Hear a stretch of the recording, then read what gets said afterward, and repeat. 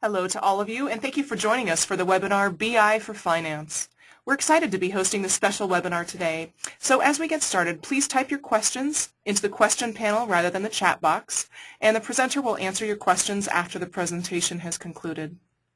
Shannon Krebs spent over 15 years with Oracle Corporation, with roles including back office operations, end user and consulting training, development and sales, all focused in the procurement and supplier relationship management arena. She's excited to show people how to easily access and leverage these details to understand their organization and make better decisions using an easy-to-use reporting tool from insightsoftware.com. With that, I'll turn it over to you, Shannon. Great. Thanks so much, Heather. I appreciate everybody joining us for this call. It's true, I did spend 15 years at Oracle in a variety of positions there, and most of the time I worked with people about getting information into the system, making it a single source of truth. But what we often found was trying to get that information out of Oracle could be a bit of a struggle and a challenge for folks. So at Insight, we actually have a nice platform that provides an easy access to your information.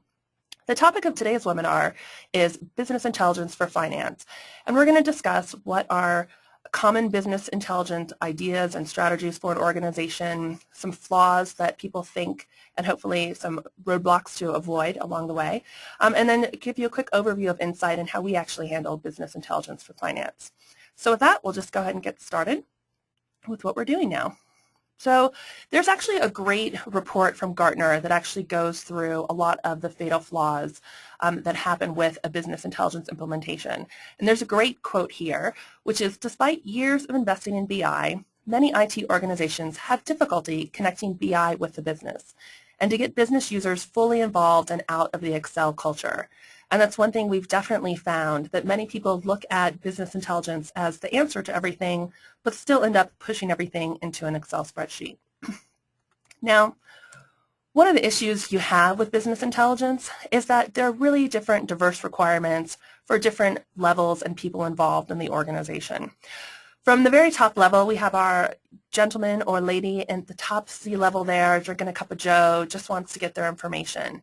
And if you think about what that top-level person really needs, it's kind of easy to review information, it's consolidated, it might show you my past performance, how am I doing currently, maybe some predictive analysis, some monitoring of my key performance indicators. That's really what they're looking at to run their business. How they want to see this information is often in something like a graphical dashboard. They might want a PDF report pack that they have available to take. They might want some disconnected information. And they're probably looking at this information perhaps weekly or monthly to get an idea of where they are in the business right now. Our next level are these folks on the left in accounting and finance, and they're sitting there struggling on a regular day-to-day basis trying to get good transactional information. So what they really need is consolidated and transactional information that, again, show me the past and the present and maybe a look into my future for planning, but also real-time access to see what's happening and to drill down to the source of what those transactions are. So the kind of media required are things like an online inquiry tool, maybe even taking something out to PDF and Excel to send to other people in the organization, and definitely doing ad hoc inquiries when they need to get an answer fast. And so for them, it's a matter of accessing the data in the system on a daily, weekly, or monthly basis. Then we have department heads, which aren't really pictured on here, but you can really imagine them as your consumers of your information. So those might be budget holders or department heads who actually just need to know how things are going for their department and what's happening. Again, they're looking for easy to access information. They need it in real time because, again, they want to wait. They don't want to wait until month end to see how performance is going. They might want to check on milestones along the way or just daily performance to see what's happening. And for them, it's about having a nice online inquiry tool, or maybe also sending things out to PDF or Excel to be able to review, and then have ad hoc queries for kind of one-off access or questions they have. So for them, it's kind of a combination of maybe monthly reports or monthly queries at month end, and then also ad hoc to answer questions along the way as they come out. And then finally, we have our IT department, and that's the people at the far right here that are kind of furiously pounding away at the keys, trying to gather all of this information and create reports for all levels. So they need to be able to create nice, pretty dashboards with pictorial representations of what's happening for the C-level, as well as create massive, massive reports with a lot of detail for people that are looking at the transactional level. Now, currently within Oracle, we know that there are a lot of reporting tools that already exist. We have standard reports, so those are all of the concurrent requests that come standard with the product. One of the interesting things about concurrent requests, as you probably noticed if you've upgraded to Release 12, is that Oracle isn't really creating as many concurrent requests as they used to. Those standard reports often are just flat data that's coming out of the system, and you might look at it, but often people want to take that information and customize it or create new reports that help answer a need. And really with new releases and new products coming out, you'll find that there really aren't any new reports that are being created, or they're quite minimal. So then people rely on good old Discoverer, that ad hoc reporting tool that's been around for quite some time. But most people know that that tool requires people to usually get IT involved to create new reports for them. And often creating a report is a bit of a process. It needs to be defined, sent to IT to do. There might be a bit of a review process. And if you want a new report created, it can be a matter of starting that process all over again. There's usually a cost associated with this, even if it's an internal charge.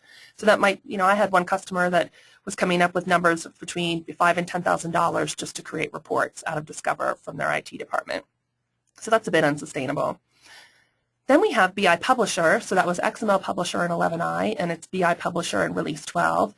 And that's really more for making our reports pretty. So maybe a customer-facing invoice or a check that might go out. But the idea is to take the information and put it in a nice format to be able, so it's more readable and legible for customer-facing documents.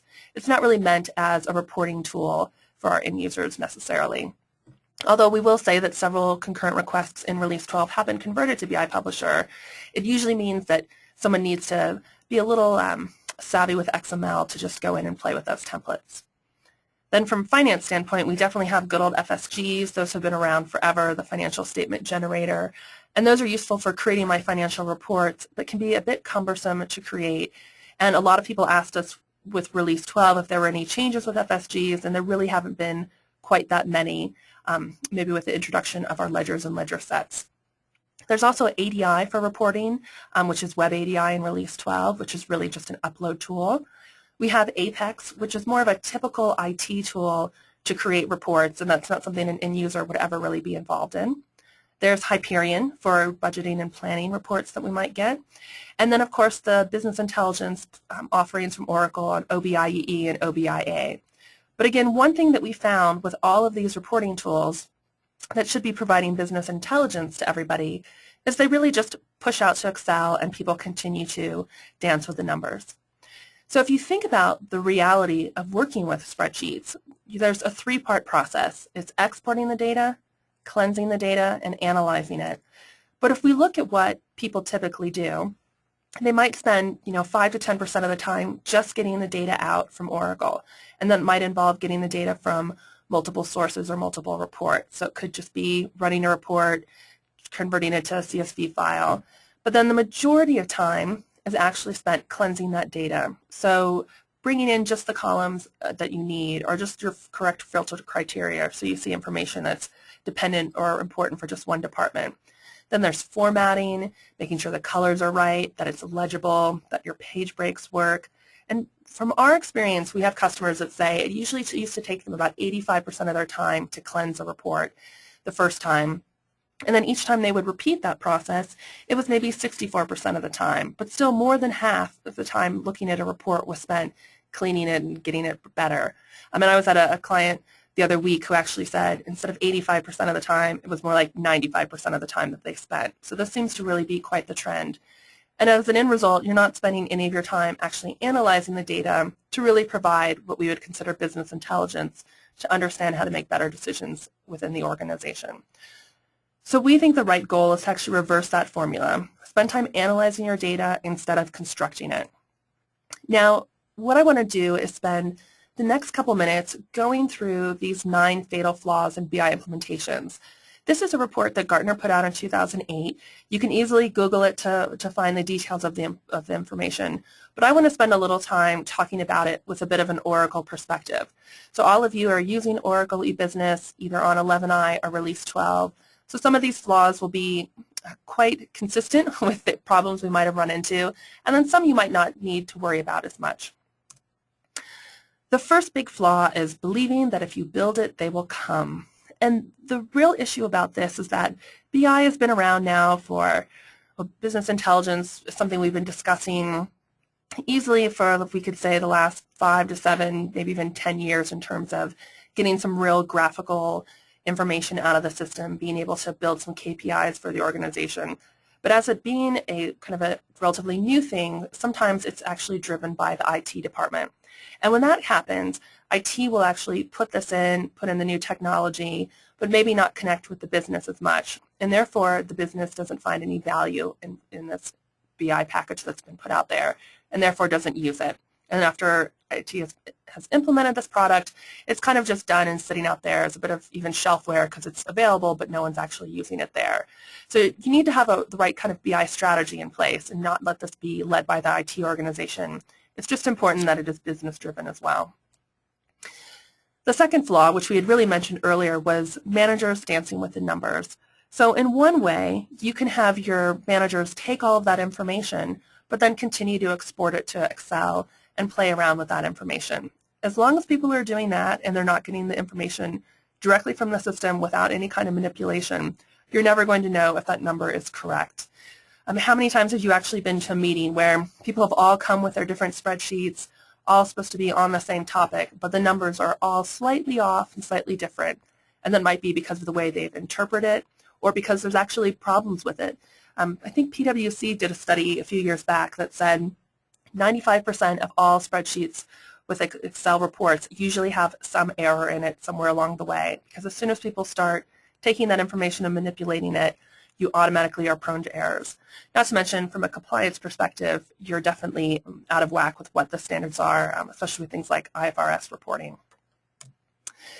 The third big flaw is data quality problem. What data quality problem? And I do like to think that as an Oracle user, this is something that we shouldn't really have as much of an issue with.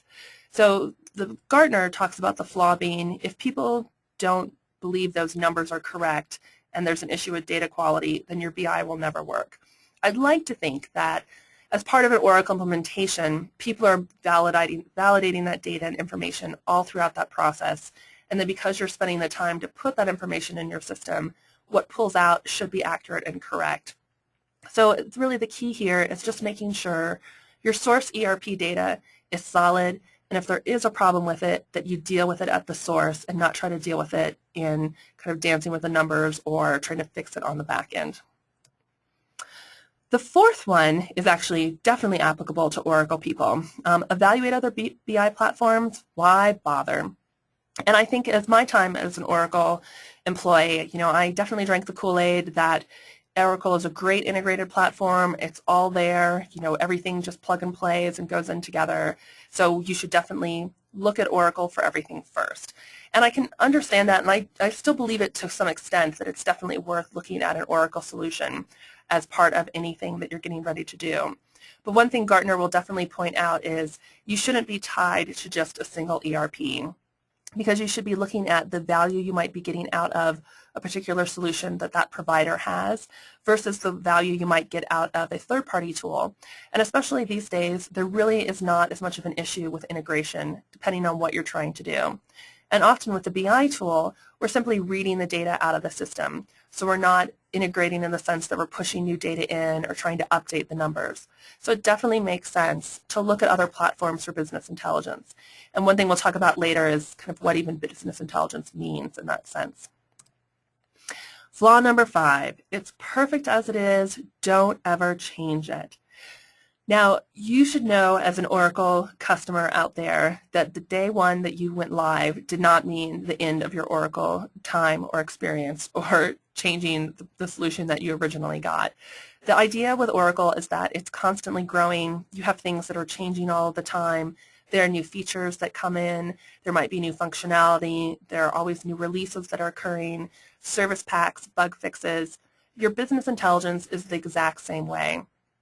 Gartner estimates that within the first year, people want to make changes to 35 to 50% of the application that they've implemented. And that's really important to realize that this is not something you're going to implement on day one and walk away from. People will constantly have new requests for information. They'll want to see it in a different way. So it's really important to be able to respond to those changes in order to make it a successful implementation. Flaw number 6, let's just outsource the whole darn BI thing. And this is really important because, for the last decade, outsourcing has become quite the trend lately. For all of us in listening to the presidential elections going on, we've probably heard quite a bit about outsourcing and how that works and where it's important in your organization. And while areas like shared service centers for some of our not as high priority, or that's probably not the right way to say it, critical to our business needs are outsourced, maybe like an AP invoice processing or customer invoice receipts. Those kind of things make sense from an outsourcing perspective sometimes, or call centers and such. But something like your business intelligence, which is actually determining how your organization runs, understanding the quality of that data, making sure you get instant responses to that, it really is important to actually look at keeping something like that closer into the house. So you want to take a look at the complexity that's involved and understand what's important and what's not before you just decide to outsource it to try to make it work better. Flaw number 7, just give me a dashboard now. Now this will happen when you have their dashboard. So they've seen all the pretty pictures out there. We all have them. I love my little Nike Running Nano that always gives me a little graphical picture of all the runs I've done, and I can set up challenges with other people. And those kind of graphics inspire me to work out more, believe it or not, and actually do things. So the idea behind a dashboard is it's great to be able to see it, but it's really important to actually make it important and apply to part of the organization. So one thing Gartner states is actually making sure some of the reports you do are more pictorial along the way. You don't necessarily have to create a series of dashboards for everybody to use. Just make sure some of your reports have the ability to have some graphs and charts in it to make it more meaningful to people. Flaw number 8, X plus Y equals Z, doesn't it? Well, this is what happens when you don't really have a common definition for what your BI is going to look like. So for example, if you don't have a common definition of what actually is constitutes a late payment for an invoice, or what your buckets are for understanding your customer receipts, those kind of things are really critical to have clear and crisp definitions of everything you want to actually measure in your organization. Again, this can be a problem if you're not having a company-wide strategy and if people are all trying to define things and use them in their own way. Which kind of leads to the last point here, which is BI strategy, no thanks, we'll just follow our noses. So again, making sure that you have complete definitions of everything you want and that those are actually documented and available for people to follow is really key to understanding how this is going to work. You also need to make sure that that strategy is well documented and measured. So you want to make sure if you're saying that you're putting in a business intelligence tool or you've got a strategy for your organization, you're checking back to make sure that you're actually succeeding against that or progressing against it as you would plan. So those are the 9 fatal flaws that Gartner talks about in terms of BI implementations. But what we want to think about are what are some practical ways to de-risk your BI project. So the really important thing, and I think a lot of us tend to forget about this, is that business intelligence is a business concept. It's not really a software product. And that's really, really key because we might keep thinking BI is OBIEE or some really great Cognos dashboard I have or some NoedX view that I'm looking at. You really need to think about business intelligence, especially for finance, will mean different things to different people. So you need to understand who needs what information and what's the right level of detail for everything they're looking at. Because the chances are good that there will be different needs for different people in the organization, and there might necessarily be different tools for that. So moving on to our second point, make sure you have the right tool for the right job. You should understand that your understand user needs and avoid a one-size-fits-all mentality.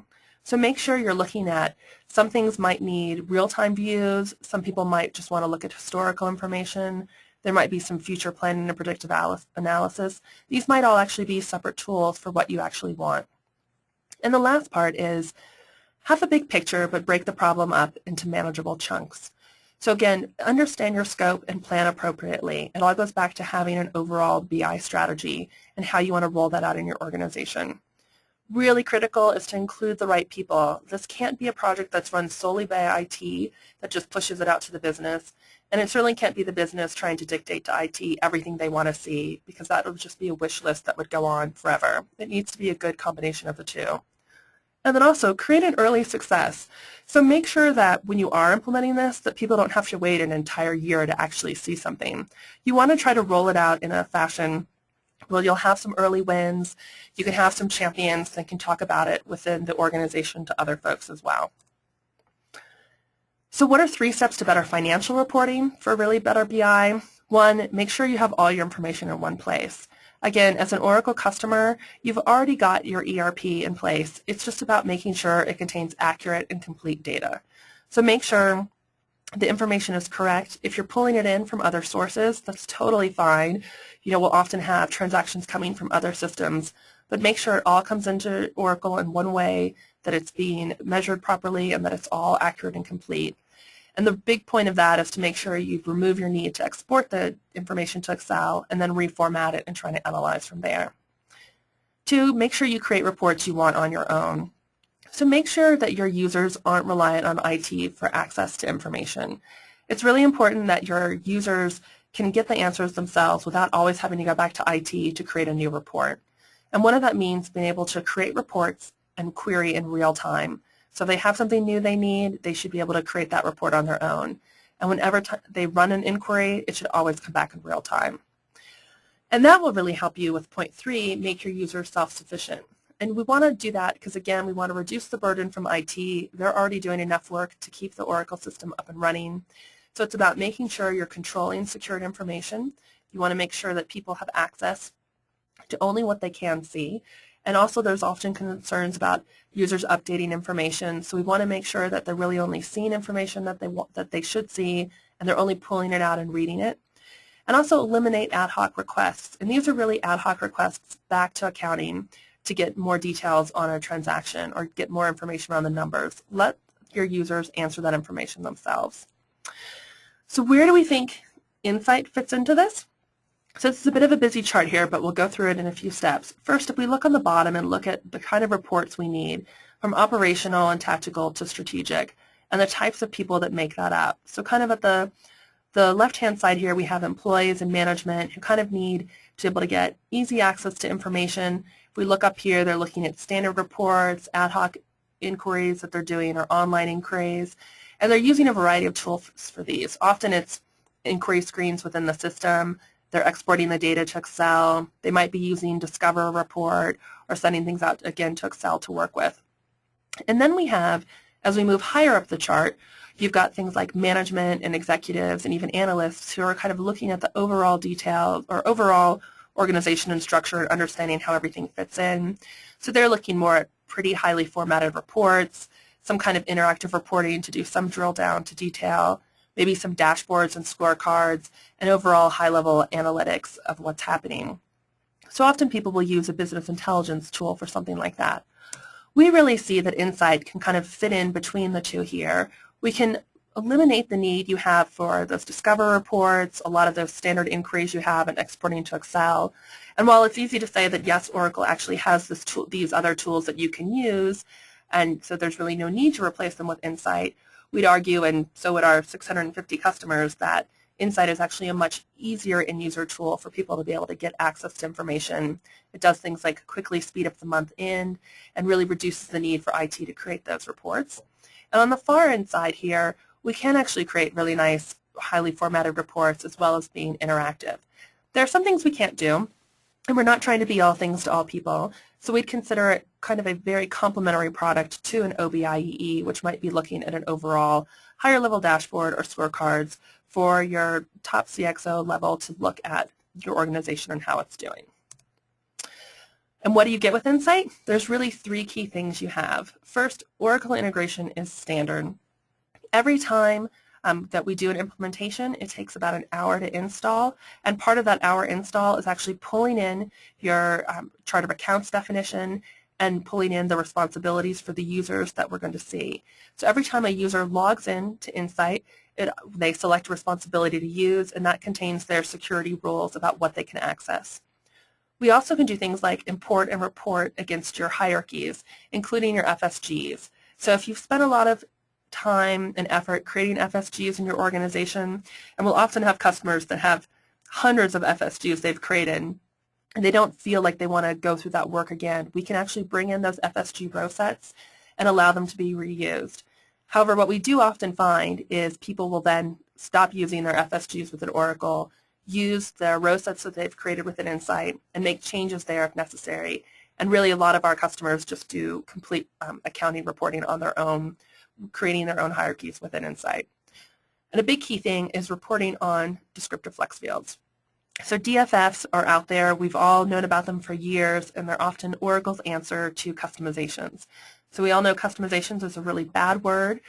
We always just want to configure things within the applications, and descriptive flex fields are one great way to add additional information to any record you have. But the big problem you have is trying to report on your DFFs. For us, that's all comes with standard, so you can report and consolidate your information on anything that's there. Also, quick access to information, that's really key. Being able to capture your information in real time. So every time you run an inquiry in Insight, it comes back with real-time information. There's no data warehousing involved. If a new invoice is entered in the system or a new journal entry is posted, you'll be able to see that information immediately. We also join data from multiple sources, and really multiple sources means multiple subledgers that you have out there. So when you're looking at, for example, an AP report or maybe a project analysis, you'll be able to look at information across the applications when creating your report. And we've done the hard work of making those joins work so that we're not doing any kind of double counting or making the queries making the queries have a big performance hit. We've really optimized our templates to eliminate those problems. We also allow you to drill down and across the applications. So you can start in GL, maybe look at a high-level summary information, drill down to the transaction, and then even drill across to accounts payable or accounts receivable to see those details. And you can even start at that level. You don't always have to start in GL. You might want to start in purchasing or fixed assets to get information about suppliers or your net book value. And finally, it's really easy to use. It's quite a simple user interface. You can do things like drag and drop to add and remove columns. You can put in really nice high-quality formatting, and the key here is you do it just once. And that allows you to keep running reports or actually push them out to other people in the organization so that they can have a single report, but depending maybe on their cost center or what accounts they're allowed to access, they can use the same report. Excuse me.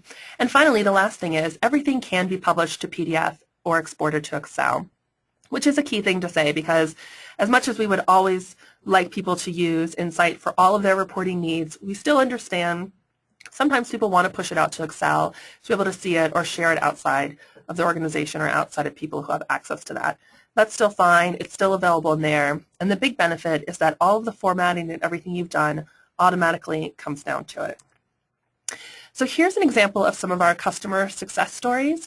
You can actually see all this information on oracle.insightsoftware.com, and you can read about some of our customers and what they're doing with the system.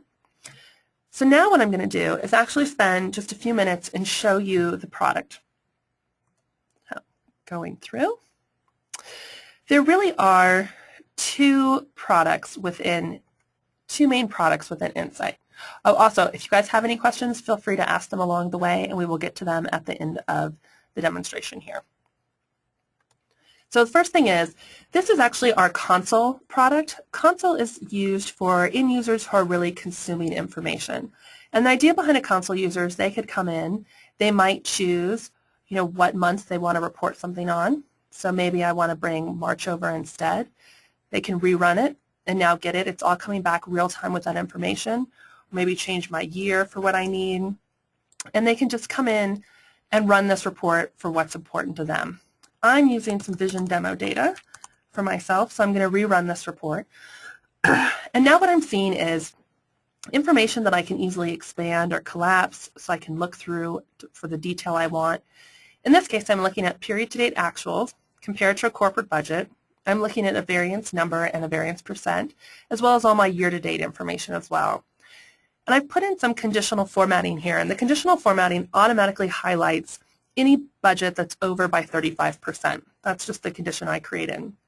And what I can do with this is automatically drill down to see the different information. And that's really important because often this might be an FSG that someone would see, and if they wanted to know why they were over budget, it would be another report back to finance or back to accounting to create.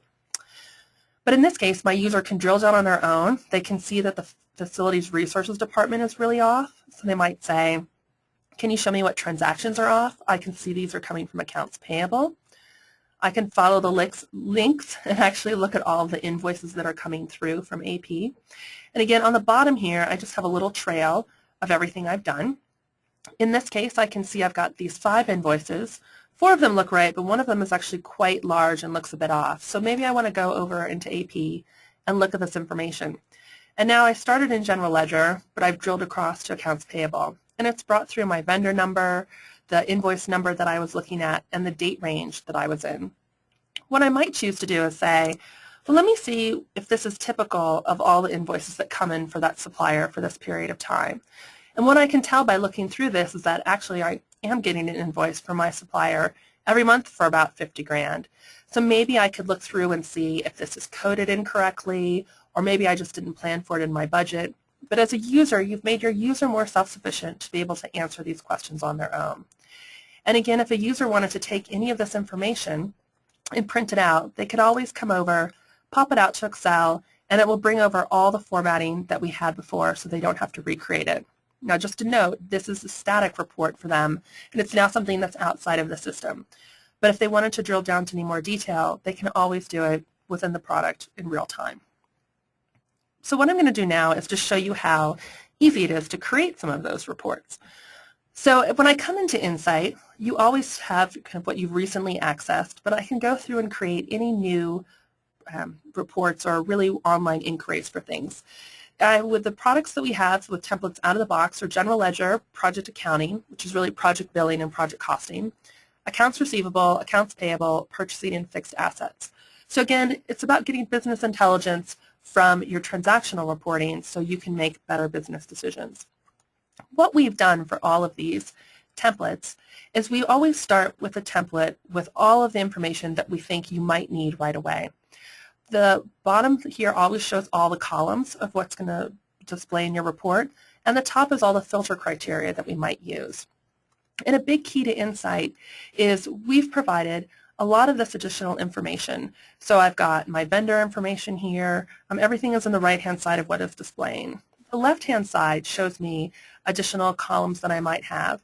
But what we've got here is additional information that we've pulled in from multiple sources. So there's some AP, there's fixed assets, there's general ledger, there's some HR, there's some inventory details, some purchasing, receiving transactions, and of course I have all of my descriptive flex fields as well. So if I wanted to bring any of these details in, it's just a matter of, let's bring it to the top, selecting the items, and now I've added that column directly into my system, into my report. So when I'm running something, I'll be able to see it back in real time. So let's go into General Ledger and create a quick little report here, a little inquiry of what we want to look at. So if I'm looking at this here, this is really just like looking at a quick trial balance. So let's do a report for June 2008. I can quickly run this transaction. It brings back 768 records in 1.1 second, and the hit on the database was only about 1/4 of a second here. I can scroll down to the bottom. It's all zeroed out. That makes me happy. And now I want to start looking at this report and making it a little bit better for me and what's more useful to me. So maybe I don't need company as much. I can just remove that, get rid of my sub-account, my product, get rid of my currency here. I can rerun this report. And now I'm essentially automatically consolidating that data. So I'm only seeing 655 rows displayed back to me. But as a user, you can come through and again, change or expand your search criteria. So maybe I just want to run it for a series of departments that I'm looking at. I can run this, rerun my report. Now my information comes back with more consolidated, and I could even choose to run it for, let's say, a range of accounts.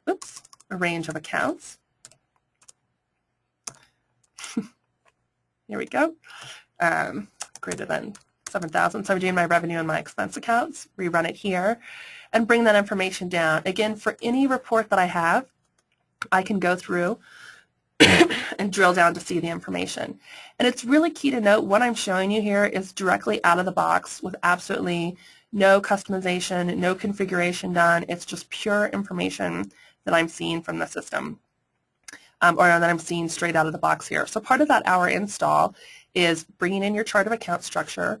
You know, we link to everything so we understand what we're looking at, where the content comes from, but then people can go right away and just start working on it.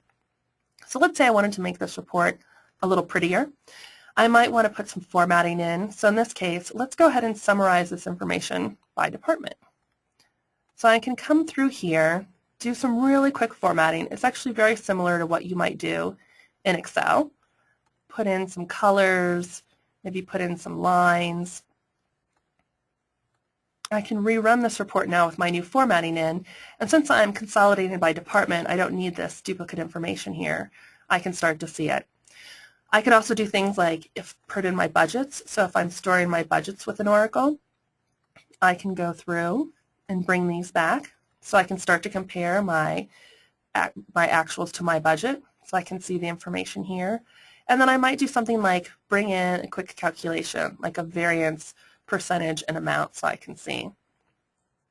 And maybe what I want to do is maybe pull that account to the middle. So it's all easy, drag and drop, be able to take this information and do something with it. And a big point here is users are always interacting with the data, they can see it in real time, and they always have a drill down to everything that exists.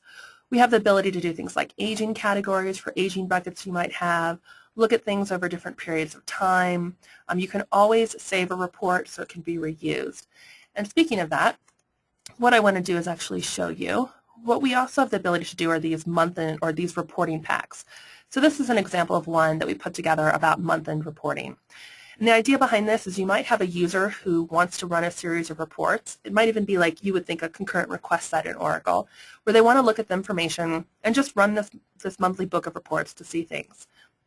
In this case, I'm looking at just a quick hierarchy, and this hierarchy could have been imported in from Insight or imported in from Oracle. It could be a FSG you've brought in, so I could take that information, and again, I have drill downs to see the details. You might want to actually do a quick look at all of your set of books and compare how they're doing in this. You still have the same ability to pivot. You might pivot on account, set of books, or ledger, depending on what version of the apps you're in. A big one, too, is we do have some graphical abilities. So just like the Gartner flaw on making sure that some of the reports do show some graphics for people who will want to see them, you know, in this case, I've got a nice bar graph of top 10 suppliers, but maybe I want to turn it into a pie chart and only look at overall invoice amount. So I can quickly have a new report that now looks at things in a pie chart from this level. And again, for any of these reports that we have, I also have the ability to drill down and see the details for it. Oop, I've got a big one there that I have going through. That's okay. Now, if you had actually tried to run a query like this in Oracle, the time that it would take might actually shut down your server sometimes. You might have a lot of performance issues that exist. But queries in Insight are usually optimized to be able to bring back the best information in a really quick manner. So let's see. Yep, in this case, I brought back 11,324 rows. It took about 5 seconds, and I hit the database for 1.2 seconds. That's here. So again, if you think about trying to get that information, that's a really difficult thing to do in Oracle, whereas here you're getting it right away and in real time. A couple other reports that we have here, a nice accruals report to be able to see month-end accruals. This is often a really big deal. What do I have outstanding out there? I might look in my accounts receivable and look at something like age debt by collector. So I might want to know how people in my organization are doing, so I can be a bit proactive with how each collector is behaving. Again, everything can be defined in aging buckets, so those are something you can add to any report that you need out there, just like you could do a top 10 list or top 15 or top X, whatever you need. Aging buckets are things you can define on your own, which is really key because people have different requirements. We actually have a food producer who has their aging buckets in days for what's important to them. And finally, we have an asset report listing. And one understanding we have from a lot of our customers is that trying to get some solid asset reporting information out of Oracle can really be quite tricky that's there. So those are just some really quick examples of some reports that we can run and how they work within the system. What I want to do is just go ahead and answer any questions that we might have right now. The whole idea of this topic was to really talk about what does business intelligence for finance mean.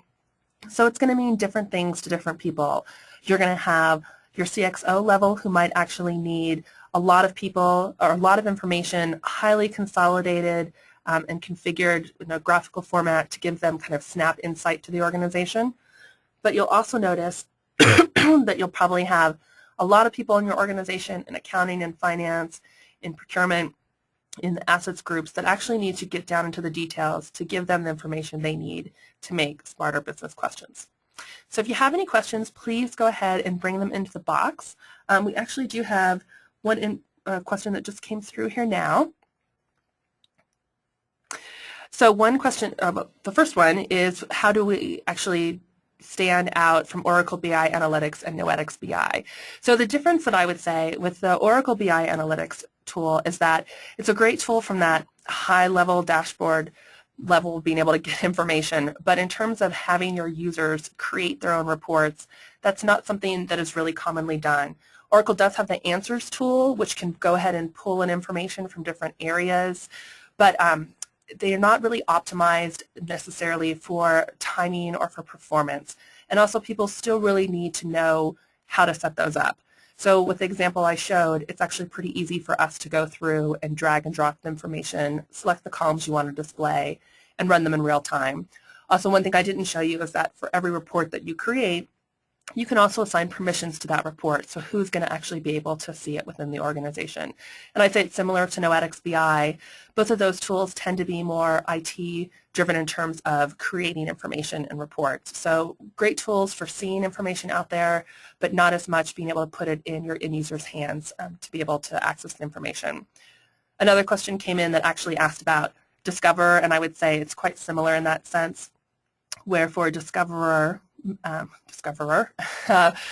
again, most often that goes back to the IT department to create those views themselves. One question that came through, is it a web-based or client PC-based? At this time, it is a client PC-based software, so it's based on a named user, and it is on a user's machine. However, what most of our customers actually use Click Once through Microsoft to do things like the install, where it will be, again, installed at a central location and then pushed out to everybody. And then any kind of maintenance release you might have or upgrade of the product is always handled that way. And that actually works really well as a deployment tool for the organization. Another question has come in, and it asked about using Insight during an upgrade process. And that's actually a really good question. One thing you can do with Insight is actually point to both your 11i instance as well as your release 12 instance.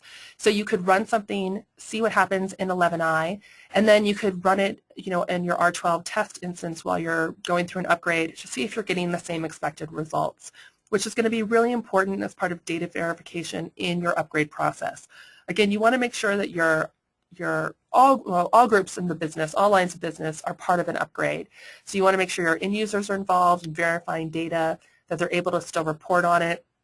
And often a lot of people think as part of an upgrade they're going to get better reporting that exists, and that's not often the case. So this can actually be a tool that helps out with that process. So I think those are all the questions I have for now. One thing we just want to say at the end is that if you think this is something that looks interesting to you, feel free to contact us. We'd be happy to set up a web demo to show you this. Or another thing we also do are proof of concepts on people's own data. So that's actually a really easy thing to do. We set up a install over the web. Again, it takes about an hour. And then we can come on site or even just, again, do a web demo based on your own data and allow you to actually play with it for a week. We always have a couple of people doing this at any given time. We have someone that's actually using it now as a part of their month-end close process. And we have a lot of customer case studies on month-end close and how people have really managed to save time. But just through a 2-week proof of concept, we have some people that have actually already told us that they've saved a couple of days just by using the product, kind of testing it out as part of month-end. So Thank you very much for joining us today. I really appreciate your time. And again, if you have any questions, please, or any additional questions, please feel free to send them to us, and we'll be sure to get right back to you. Have a good one.